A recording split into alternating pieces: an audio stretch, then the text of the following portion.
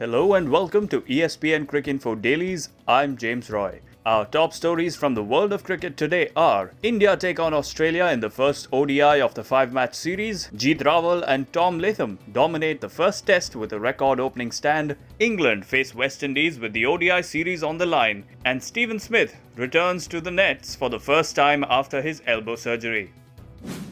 The last ODI series for India before the World Cup begins today in Hyderabad. It's the first of the 5 matches with Australia, which is being looked at as the dress rehearsal for the World Cup, which begins in May.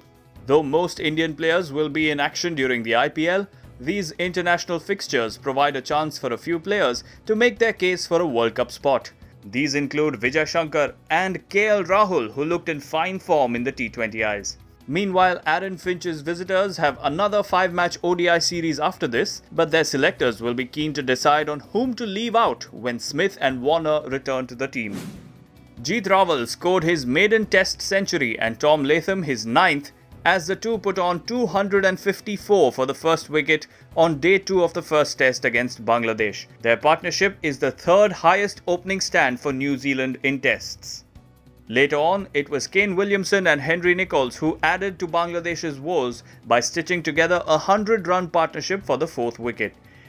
At the end of day's play, New Zealand were 451 for 4 with the skipper not out on 93.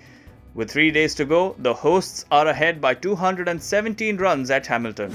West Indies will fight to tie the series in the 5th and final ODI to be played in St. Lucia today. England took a 2-1 lead in the record-breaking 4th ODI, where they smashed 24 sixes in their innings, while West Indies managed 22. More than 800 runs were scored in the game as West Indies fell short by just 29 runs. While England have played like the number 1 side they are, the West Indies batting department too has given them a strong fight with Chris Gale's return to the ODI team. Gale has 2 centuries and 150 in the series so far. The hosts lack in spin options though, with Devendra Bishu having taken just 1 wicket in the series. His counterpart Adil Rashid picked up 4 wickets in 5 balls in the last game.